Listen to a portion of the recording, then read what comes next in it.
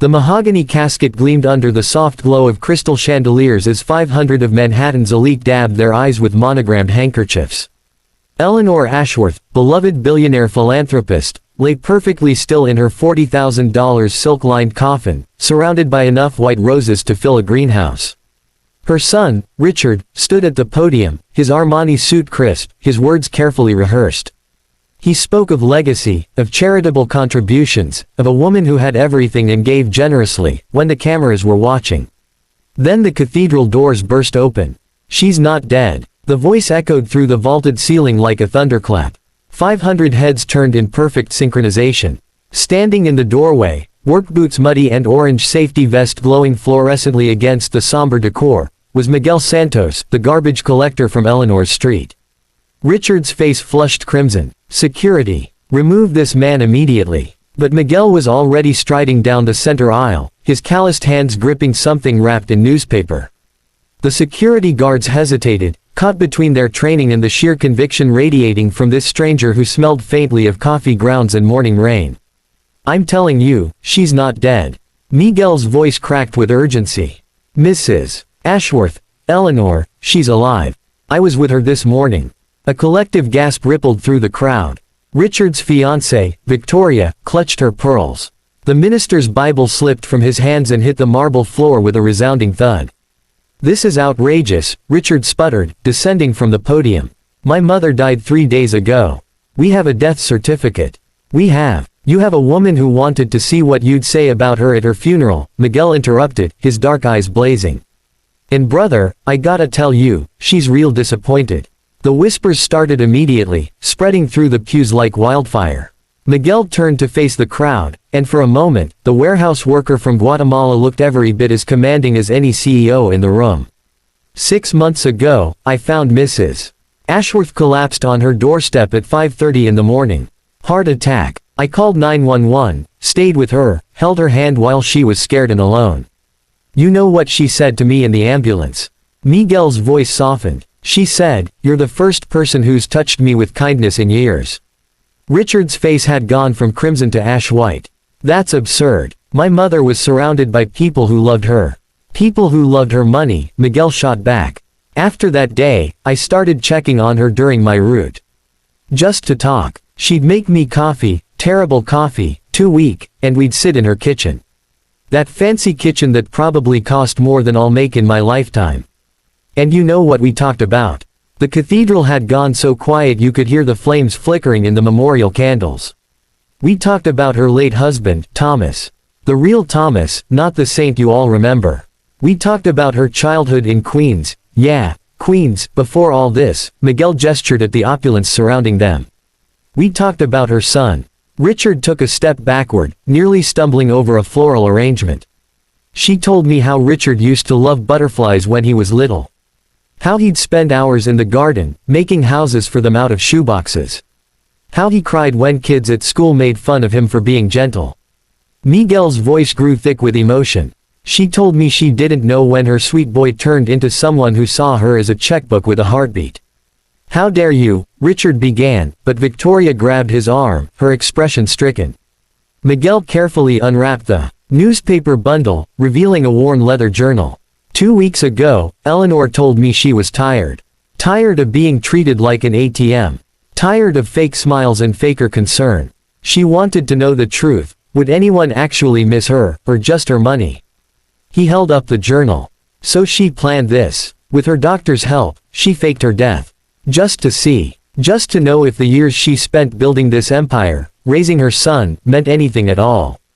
The crowd erupted in shocked murmurs.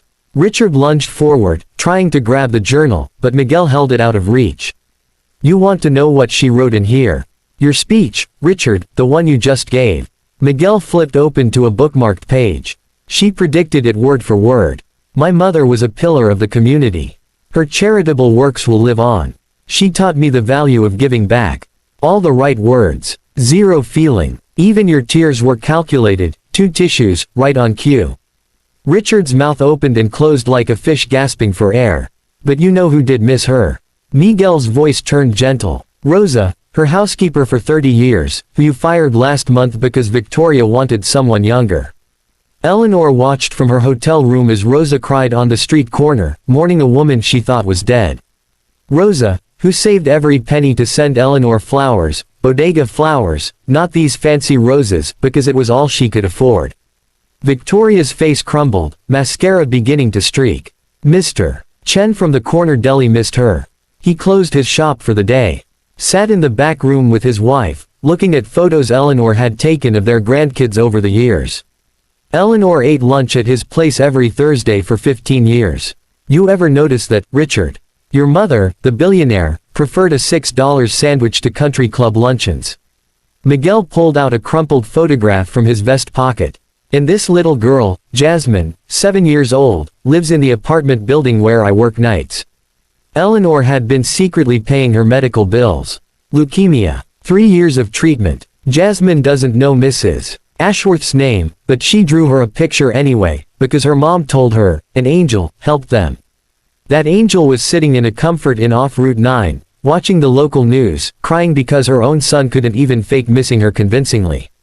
A woman in the third row began sobbing openly.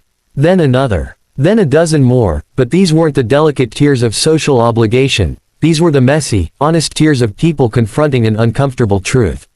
Richard sank into the front pew, his head in his hands. Where is she? She's safe, Miguel said quietly. Watching on video call, actually. He pulled out a smartphone with a cracked screen, so incongruous in this palace of wealth. On the screen, Eleanor Ashworth sat in a modest hotel room, very much alive, tears streaming down her face. The crowd surged forward, but Miguel held up his hand. She doesn't want company right now. She asked me to deliver one message. He looked directly at Richard. She said, tell my son I'm rewriting my will. Not to punish him, but to free him. Let him make his own fortune, build his own legacy. Maybe then he'll understand what actually matters. Richard looked up, his face devastated. I do love her. I just got lost. Miguel finished gently. Yeah, she knows. That's why she's giving you a chance to find your way back. But it starts now. Today. With truth. Miguel walked to the casket and opened it. Inside, instead of a body, lay dozens of photograph albums, Eleanor's journals, handwritten letters, children's drawings, and a small shoebox labeled, Richard's Butterfly House, age 8. This is who your mother really was, Miguel said. Not the figure in designer clothes at charity galas. Not the name on buildings. The woman who saved a kid's butterfly drawings for 40 years. The woman who knew her deli man's grandkids' names.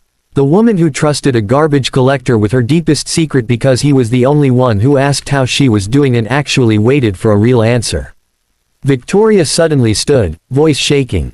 I fired Rosa because she made me feel inadequate. She knew Eleanor in ways I never could.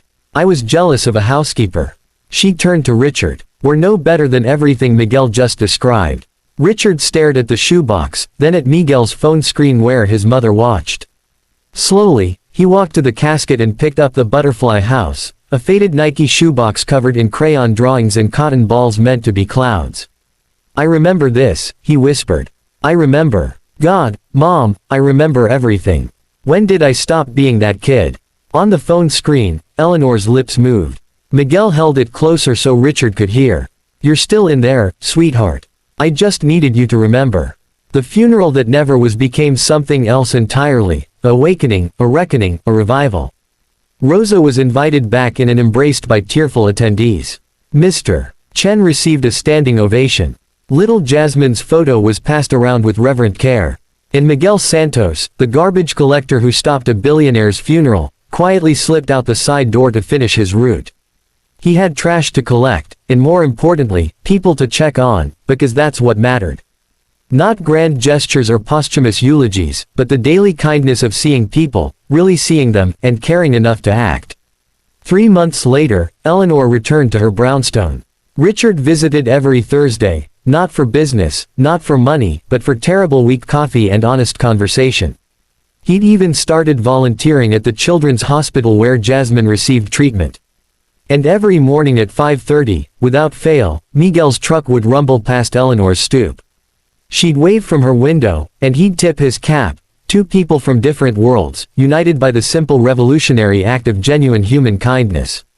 Because sometimes the greatest gift isn't what you leave behind when you die. It's what you inspire others to become while you're still alive to see it.